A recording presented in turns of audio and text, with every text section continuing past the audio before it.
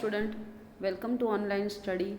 ધોરણ 11 આર્ટ્સ, વિષય ઇતિહાસ અને ચેપ્ટર નંબર 8 ઈસવીસન પૂર્વે 300થી ઈસવીસન 300 દરમિયાનનું ભારત. તો ચલો વિદ્યાર્થી મિત્રો, આપણે હવે આજે નવા ચેપ્ટરની શરૂઆત કરીએ. લાસ્ટ ચેપ્ટરની અંદર ચેપ્ટર નંબર 7માં આપણે મૌર્ય સામ્રાજ્ય, ચંદ્રગુપ્ત મૌર્ય, બિંદુસાર, અશોક વગેરે જે હતા એના વિશે આપણે ચર્ચા કરી હતી. તો આજે હવે આપણે ઈસવીસન પૂર્વે 300થી 300 દરમિયાનનું ભારત જે હતું એના વિશે ચર્ચા કરવાના છે. એટલે કે મૌર્ય સામ્રાજ્ય જે હતું એનું પતન થયું, એનો વિનાશ થયો. મૌર્ય સામ્રાજ્યનો જે વિનાશ થયો પછી ઘણા નાના મોટા રાજ્યોની સ્થાપના થઈ. તો આ જે નાના મોટા રાજ્યોની સ્થાપના થઈ એ દરમિયાન ભારત કેવું હતું એની આજે આપણે ચર્ચા કરીશું. તો જોઈએ, આપણે પ્રસ્તાવના વિશે આપણે થોડીક ચર્ચા કરી લઈએ, એટલે આપણે આજે ચેપ્ટરમાં શું ભણવાના છે જેના વિશે વધુ સ્પષ્ટતા થાય. આપણે મૌર્ય સામ્રાજ્ય વિશે અગાઉના પ્રકરણમાં અભ્યાસ કર્યો, બરાબર છે. આપણે અગાઉના ચેપ્ટરની અંદર મૌર્ય સામ્રાજ્ય વિશે આપણે ચર્ચા કરી હતી. તો અફઘાનિસ્તાનથી લઈને ભારતમાં મોટા ભાગ સુધી ફેલાયેલું તે મહાન સામ્રાજ્ય હતું. જે મૌર્ય સામ્રાજ્ય હતું એ અફઘાનિસ્તાનથી લઈને ભારતના મોટા ભાગ સુધી ફેલાયેલું મહાન સામ્રાજ્ય હતું. કયું? તો કે મૌર્ય સામ્રાજ્ય. ઈસવીસન પૂર્વે 185ની આસપાસ આ મહાન સામ્રાજ્યનું પતન થયું. 185ની ઈસવીસન પૂર્વે 185ની આસપાસ શું થયું? મૌર્ય સામ્રાજ્યનું પતન થયું, વિનાશ થયો. ત્યાર પછીના 200 વર્ષોના ઇતિહાસમાં ઘણી મહત્ત્વપૂર્ણ ઉથલપાથલ જોવા મળી. ત્યાર પછીનો જે સમયગાળો આવ્યો એ 200 વર્ષના સમયગાળા દરમિયાન જે 200 વર્ષના ઇતિહાસની અંદર ઘણી મહત્ત્વની ઉથલપાથલ થઈ, એટલે કે ઘણું બધું પરિવર્તન આવ્યું. આ સમયમાં સાંસ્કૃતિક બાબતોમાં મહત્ત્વપૂર્ણ પરિવર્તનો આવ્યા હતા. ઘણા રાજકીય પરિવર્તનો થયા. ભારતના ઘણા બધા ભાગોમાં મૌર્ય સામ્રાજ્યના પતન પછી નાના મોટા રાજ્યોની સ્થાપના થઈ. તો આ બાબતો વિશે આપણે આ પ્રકરણમાં અધ્યયન કરીશું. તો વિદ્યાર્થી મિત્રો, જે મૌર્ય સામ્રાજ્યનું પતન થયું અને મૌર્ય સામ્રાજ્યના પતન પછી જે 200 વર્ષનો સમયગાળો હતો, મૌર્ય સામ્રાજ્યના પતન પછીના જે 200 વર્ષનો સમયગાળો હતો એમાં જે પરિવર્તન આવ્યું, જેમાં ઘણી બધી બાબતોમાં, સાંસ્કૃતિક બાબતોમાં પરિવર્તન આવ્યું, પછી રાજકીય બાબતોમાં પરિવર્તન આવ્યું. જે બાબતોમાં પરિવર્તન આવ્યું અને અનેક નાના મોટા રાજ્યોની પણ સ્થાપના થઈ. તો આ જે બધી બાબતો જે છે એ આપણે આજે ભણવાના છીએ કે મૌર્ય સામ્રાજ્યના પતન પછીના 200 વર્ષના સમયગાળા દરમિયાન ભારત કેવું હતું. જે 200 વર્ષનું જે ભારત હતું એ 200 વર્ષ સુધીનું જે ભારત છે એ ભારતની આપણે આજે ચર્ચા કરીશું.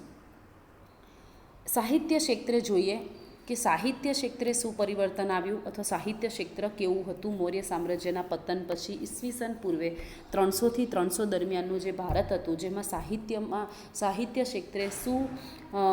ક્ષેત્રમાં તેમનો શું ફાળો હતો અથવા તો સાહિત્ય કેવું હતું. મૌર્યકાળ અને ગુપ્તકાળ વચ્ચેના 500 વર્ષના ગાળા દરમિયાન ભારતીય સંસ્કૃતિના વિવિધ પાસામાં નોંધપાત્ર પરિવર્તન જોવા મળે છે. આ સમયના સાહિત્યમાં સંસ્કૃત ભાષાનું સ્વરૂપ બદલાતું રહ્યું. ચલો, હવે એવું કહેવાય છે કે મૌર્યકાળ અને ગુપ્તકાળ વચ્ચેના 500 વર્ષના ગાળા દરમિયાન ભારતીય સંસ્કૃતિના વિવિધ પાસામાં નોંધપાત્ર પરિવર્તન જોવા મળે છે. આ સમયના સાહિત્યમાં સંસ્કૃત ભાષાનું સ્વરૂપ બદલાતું રહ્યું છે. ઉપનિષદો, બ્રાહ્મણ ગ્રંથો અને મહાભારતમાં સંસ્કૃત ભાષાએ સાહિત્યિક સ્વરૂપ પ્રાપ્ત કર્યું. ચલો, હવે શું થયું? તો કે સંસ્કૃત ભાષાનું સ્વરૂપ બદલાયું. આ સમય દરમિયાન જે મૌર્યકાળ અને ગુપ્તકાળ વચ્ચેના જે 500 વર્ષના ગાળા દરમિયાન ભારતીય સંસ્કૃતિના વિવિધ પાસાઓમાં જે પરિવર્તન આવ્યું, જેમાં સંસ્કૃત ભાષાનું સ્વરૂપ બદલાયું અને ઉપનિષદો, બ્રાહ્મણ ગ્રંથો અને મહાભારતમાં સંસ્કૃત ભાષાએ સાહિત્યિક સ્વરૂપ પ્રાપ્ત કર્યું. બરાબર. તો અહીંયા શું થયું? તો કે બ્રાહ્મણ ગ્રંથો છે, ઉપનિષદો છે, મહાભારત છે, એમાં કઈ ભાષા આવી? તો કે સંસ્કૃત ભાષા આવી. પતંજલિના સમયમાં શિષ્ટ સંસ્કૃત ભાષા બોલાતી હતી. આ સિવાય સામાન્ય લોકો પ્રાકૃત ભાષા બોલતા. દક્ષિણમાં તામિલ ભાષા બોલાતી. તેમાં અનેક સાહિત્ય કૃતિઓ રચાઈ. તો આ સમય દરમિયાન પતંજલિના સમયમાં શિષ્ટ સંસ્કૃત ભાષા બોલાતી. પતંજલિનો સમયગાળો હતો જે દરમિયાન શિષ્ટ સંસ્કૃત ભાષા બોલાતી, અને જે સામાન્ય લોકો અને બીજા જે સામાન્ય લોકો હતા એ લોકો પ્રાકૃત ભાષા બોલતા. અને દક્ષિણમાં કઈ ભાષા બોલાતી? તો કે તમિલ ભાષા બોલવામાં આવતી. અને તેમાં તમિલ ભાષાની અંદર અનેક સાહિત્યિક રચનાઓ પણ થઈ. તો વિદ્યાર્થી મિત્રો, સાહિત્યના ક્ષેત્રે આપણે વાત કરીએ તો આ સમયગાળા દરમિયાન કઈ ભાષા આવી? સંસ્કૃત ભાષાએ સ્થાન લીધું એમ આપણે કહી શકાય. આ કાળે એટલે કે આ સમય પાંડવો અને કૌરવો વચ્ચે થયેલા યુદ્ધ વિશે રચાયેલો મૂળ ગ્રંથ જય સંહિતાનો ભારત નામના મહાકાવ્યમાં વિસ્તાર થયો.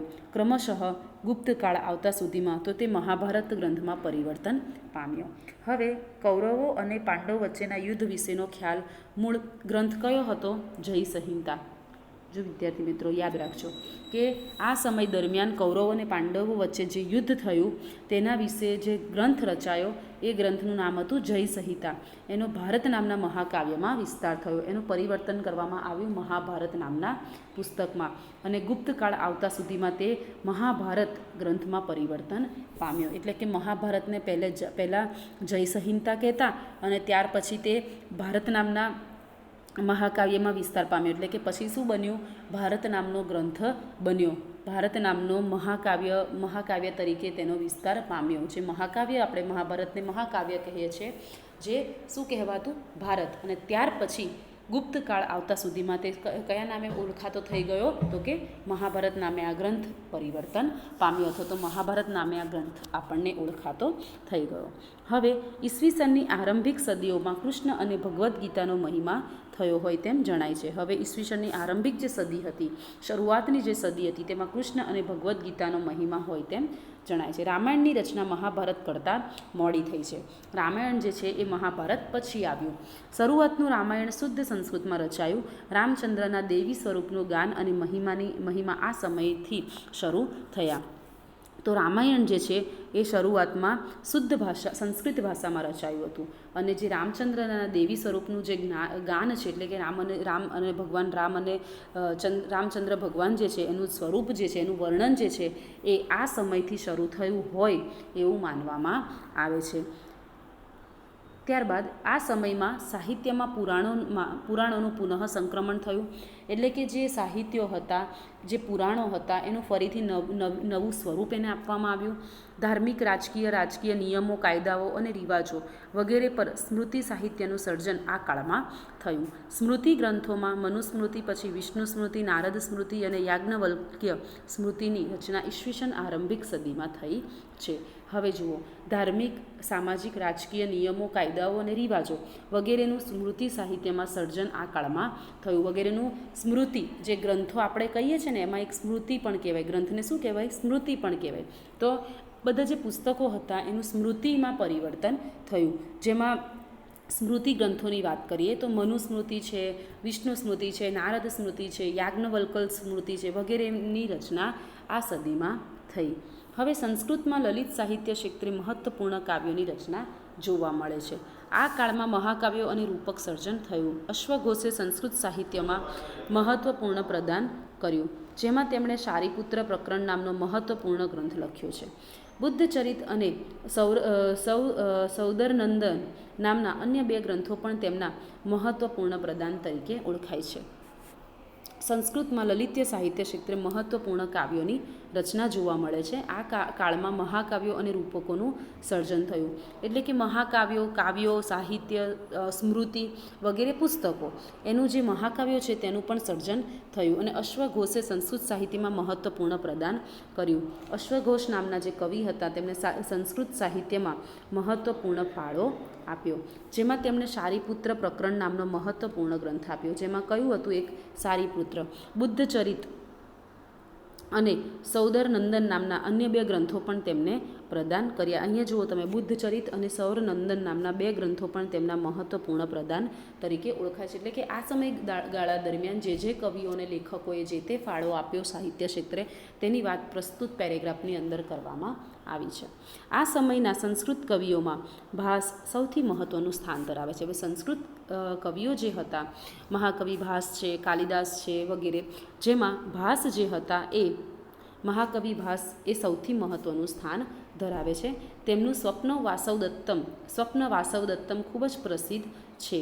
કયો ગ્રંથ તેમનો પ્રસિદ્ધ છે? તો કે સ્વપ્ન વાસવદત્તમ તેમનો ખૂબ પ્રસિદ્ધ ગ્રંથ છે. મહાકવિ ભાસનો સ્વપ્ન વાસવદત્તમ અને મહાકવિ કાલિદાસનો અભિજ્ઞાન શાકુંતલમ એ બે કવિઓના ખૂબ મહાન એવા પ્રસિદ્ધ ગ્રંથો છે. ઈસવીસનની 2જી અને 3જી સદીમાં રચાયું છે. મહાભારતના કથાનક પરથી તેમના અનેક નાટકો આ સમયે રચાયા. ચારુદત્ત અને પ્રતિજ્ઞા યોગનધરાયણ તેમની વિશિષ્ટ સાહિત્ય કૃતિ હતી. જો આ બધા ભાસના નાટકો છે એમાં મહાભારતના કથાનક ઉપરથી તેમના અનેક નાટકો રચાયા. મહાકવિ ભાસ જે છે એમને જે મહાભારતનું કથાનક છે એટલે કે મહાભારતની જે સ્ટોરી છે એના ઉપરથી તેમણે ઘણા બધા નાટકોની રચના કરી, જેમાં ચારુદત્ત અને પ્રતિજ્ઞા યોગનધરાયણ એ તેમની વિશિષ્ટ સાહિત્યની કૃતિ હતી. જાતકમાલા આર્યસુર દ્વારા રચાઈ હતી. જાતકમાલા છે એની રચના કોણે કરી? તો કે આર્યસુરે. ત્રિપિટકની જાતક કથાઓમાંથી સંસ્કૃતમાં રચાઈ. પાણિનીના અષ્ટાધ્યાયી પર પતંજલિએ મહાભાષ્ય જેવું મહાન કાર્ય કર્યું. તો ભરતમુનિએ નાટ્યશાસ્ત્રની રચના કરી હતી. આયુર્વેદ સાથે સંકળાયેલ ગ્રંથોમાં ચરક સંહિતા અને સુશ્રુત સંહિતા મહાન ગ્રંથો છે. પાલી ભાષામાં ત્રિપિટક ગ્રંથો પર અટકથાઓની રચના થયેલી છે. પાલી ભાષામાં મિલિંદ પાન્હો મહત્વપૂર્ણ ગ્રંથો છે. તો આમ જોવા જઈએ તો આ સમયગાળા દરમિયાન આટલા કવિઓએ, જેમાં ઘણા બધા કવિઓને લેખકોએ મહત્ત્વનો ફાળો આવ્યો અને તે આપ્યો અને તેમના પુસ્તકો વિશે માહિતી આપવામાં આવી છે કે કોણે કયા કવિએ અથવા તો લેખકે આ સમયગાળા દરમિયાન પોતાની રચનાઓ કરવામાં વિશિષ્ટ પ્રદાન કર્યું છે. તો તે ફરીથી એક વખત ટૂંકમાં માહિતી મેળવી લઈએ, જેની અંદર સારીપુત્ર પ્રકરણ નામનો ગ્રંથ આપ્યો. અશ્વઘોષે સંસ્કૃત સાહિત્યમાં સારીપુત્ર નામનો ગ્રંથ આપ્યો. બુદ્ધચરિત અને સાદરનંદન નામના અન્ય બંને ગ્રંથો પણ અશ્વઘોષે આપ્યા. ઓકે, ત્યાર પછી ભાસની વાત કરીએ તો મહાકવિ ભાસ જે છે એમને સ્વપ્નો વાસવદત્તમ તેમની ખૂબ મહત્ત્વની કૃતિ છે અને મહાભારતના કથાનક ઉપરથી તેમને અનેક નાટકો આ સમયે રચ્યા. ત્યારબાદ ચારુદત્ત અને પ્રતિજ્ઞા યોગનધરાયણ તેમની સાહિત્ય કૃતિ અને પાણિનીના અષ્ટાધ્યાયી પર પતંજલિએ કાર્ય કર્યું. પાણિનીનું કયું? અષ્ટાધ્યાયી. ભરતમુનિએ પણ નાટ્યશાસ્ત્રની રચના કરી અને આયુર્વેદ સાથે સંકળાયેલા ગ્રંથોની વાત કરીએ તો ચરક સંહિતા અને સુશ્રુત સંહિતા આ બે મહત્ત્વના ગ્રંથો છે. તેમજ પાલી ભાષામાં લખાયેલું ત્રિપિટક પરથી પાલી ભાષામાં લખાયેલું જે ત્રિપિટક છે એના ઉપરથી અટકથાઓની થયેલી છે, જેમાં મિલિંદ પન્હો પણ મહત્ત્વપૂર્ણ ભાગ ભજવે છે. આમ જોવા જઈએ તો આમ ઘણા બધા પુસ્તકો આપણને સંસ્કૃત સાહિત્ય પરથી મળ્યા છે. આ સદી ઈસવીસન 300 થી 300 દરમિયાનનું જે ભારત હતું, જેમાં આપણને આ પ્રમાણે ઘણા બધા સાહિત્યો પ્રાપ્ત થયા છે. હવે આ સમયના સમાજની જો વાત કરું તો હિન્દ સમાજ વર્ણ અને આશ્રમની વ્યવસ્થા ઉપર અવલંબિત હતો. હવે જે આપણે અગાઉના ચેપ્ટરની અંદર પણ વાત કરી હતી કે ચાર વર્ણની અંદર પ્રજાને ડિવાઈડ કરવામાં આવતી હતી. તો જે 4 વર્ણ છે એ અને આશ્રમ વ્યવસ્થા હતી તેના ઉપર જે સમાજ જે હતો એ આખો અવલંબિત હતો, એટલે કે એના ઉપર આધારિત હતો. તો સમાજની અંદર કેવી વ્યવસ્થા હતી? 4 વર્ણ અને આશ્રમ વ્યવસ્થા હતી. એટલું જ નહીં, તે ચુસ્ત દેખાય છે. મિશ્ર જાતિઓનું પ્રમાણ આ કાળમાં વધતું જાય છે. શ્રીમંતો બહુપત્નીત્વની પ્રથામાં માનતા. લગ્ન માટે કન્યાની વય ધીમે ધીમે ઓછી થતી ગઈ. વિદેશી પ્રજાઓનો સંપર્ક વધતો ગયો, તેમ વિદેશીઓ ભારતીય સંસ્કૃતિ અપનાવતા ગયા. તેને કારણે વર્ણ વ્યવસ્થા પર દબાણ વધ્યું, પરંતુ ક્રમશઃ તેઓ ક્ષત્રિય વંશમાં ગોઠવાતા ગયા. તે સમયે 8 પ્રકારના લગ્નો જોવા મળે છે. લગ્ન વર્ણ પ્રમાણે જ થતાં સ્ત્રીને લગ્ન ભંગ કરવાની મનાઈ હતી. એટલું જ નહીં, વિધવા વિવાહની છૂટ પણ ન હતી. ચલો, આ સમયનો કેવો હતો? આ સમયે નું જે ભારત હતું તેમાં સમાજ વ્યવસ્થા કેવી હતી? તો સૌથી પહેલાં તો વર્ણ ઉપર આધારિત હતી, આશ્રમ ઉપર આધારિત હતી. તદુપરાંત જે વર્ણ વ્યવસ્થા હતી તે એકદમ ચુસ્ત હતી. મિશ્ર જાતિઓનું પ્રમાણ પણ અહીંયા વધ્યું હતું. આ કાળમાં આ સમય દરમિયાન મિશ્ર જાતિઓ, બધી ભેગી જાતિઓનું પ્રમાણ પણ વધ્યું હતું. શ્રીમંતો એટલે કે જે પૈસાવાળા લોકો હતા એ બહુપત્ની પ્રથામાં માનતા હતા. એક કરતાં વધારે સ્ત્રી સાથે લગ્ન કરી શકે તેવી પ્રથા અસ્તિત્વમાં હતી. અને લગ્ન માટે કન્યાની વય કેવી કરી હતી? ધીમે ધીમે ઓછી કરી નાખી હતી. વિદેશી પ્રજાઓનો સંપર્ક થયો હતો, તેમ તેમ વિદેશીઓ ભારતીય સંસ્કૃતિ અપનાવતા ગયા. આપણે વિદેશી પ્રજા સાથે સંપર્ક વધ્યો તેમ તેમ એ લોકો અહીંયા આવ્યા. વિદેશી લોકો પ્રજા આપણા ભારતમાં વસી એટલે એ લોકો પણ આપણી સંસ્કૃતિ અપનાવતા થઈ ગયા અને તેને કારણે વર્ણ વ્યવસ્થા ઉપર દબાણ વધ્યું હતું, પરંતુ ક્રમશઃ તેઓ ક્ષત્રિય વંશમાં ગોઠવાતા હતા. તેના કારણે શું થયું હતું? તો વર્ણ વ્યવસ્થા ઉપર દબાણ વધ્યું હતું, એટલે કે એ લોકોને કયા વર્ણની અંદર ડિવાઈડ કરવા, પરંતુ મોટે ભાગે એ લોકોને ક્ષત્રિય જાતિની અંદર, ક્ષત્રિય વર્ણની અંદર સમાવેશ કરવામાં આવતો હતો. કોણે? તો કે વિદેશી પ્રજાને. તે સમયે 8 પ્રકારના લગ્નો જોવા મળે છે. લગ્ન વર્ણ પ્રમાણે જ થતા અને સ્ત્રીઓને લગ્ન ભંગ કરવાની મનાઈ હતી. લગ્ન એ તોડી ન શકે, તેમજ લગ્ન જે હતા એ વર્ણ પ્રમાણે, જાતિ પ્રમાણે જ કરવામાં આવતા. તદુપરાંત વિધવા વિવાહની છૂટ પણ હતી નહીં, એટલે કે તે સમયે વિધવા થાય, જે સ્ત્રી વિધવા થાય પછી એને લગ્ન ફરી કરવાનો અધિકાર આપવામાં આવતો ન હતો. હવે ભારતની રાજકીય પરિસ્થિતિની વાત કરું તો મૌર્ય સામ્રાજ્યના પતન બાદ ઉત્તર ભારતમાં પ્રાદેશિક રાજ્યોનો ઉદય થયો. આ સમયે મધ્ય એશિયા અને ચીનના પશ્ચિમી ભાગમાંથી અનેક આક્રમણો થયા હતા. હવે રાજકીય ક્ષેત્ર કેવું હતું? રાજકીય પરિસ્થિતિ કેવી હતી? તો મૌર્ય સામ્રાજ્યનો તો પતન થઈ ગયો. તે પછી 200 વર્ષ દરમિયાનના ભારતની આપણે વાત કરીએ છીએ, એટલે કે જે મૌર્ય સામ્રાજ્યનું પતન થયું પછીનો જે 200 વર્ષનો સમયગાળો હતો એ દરમિયાન ભારત કેવું હતું એની આપણે આજે ચર્ચા કરી રહ્યા છે. તો એ સમય દરમિયાન ભારતમાં પ્રાદેશિક રાજ્યનો ઉદય થયો. આ સમયે મધ્ય એશિયા અને ચીનના પશ્ચિમી ભાગમાંથી અનેક આક્રમણો પણ થયા. તેમાં ખાસ કરીને ભારતીય, ગ્રીકો, શક, પહલવ અને કૃષાણ મુખ્ય હતા. આમ ઉત્તર પશ્ચિમ ભારતમાં મધ્ય એશિયા સાથેના સાંસ્કૃતિક સંબંધો આ સમય દરમિયાન વધ્યા. ઉત્તર ભારતમાં નીચે મુજબના શાસકો કે વંશો જોવા મળે છે. ચલો હવે અહીંયા એવું કહેવામાં આવ્યું છે કે ભારત રાજકીય જે પરિસ્થિતિ હતી એની વાત કરીએ તો અહીંયા એમ કહેવામાં આવ્યું છે કે જે પતન થયું, મૌર્ય સામ્રાજ્યનું પતન થયું, ત્યારબાદ ઉત્તર ભારતમાં ઘણા બધા રાજ્યનો ઉદય થયો. ઉત્તર ભારતની અંદર ઘણા બધા રાજ્યનો ઉદય થયો, જેમાં મધ્ય એશિયા અને ચીનના પશ્ચિમી ભાગમાંથી આક્રમણો પણ થયા. હવે ખાસ કરીને ભારતીયો જે હતા એ ગ્રીક, શક, પહલવ અને કૃષાણ એમાં મુખ્ય હતા.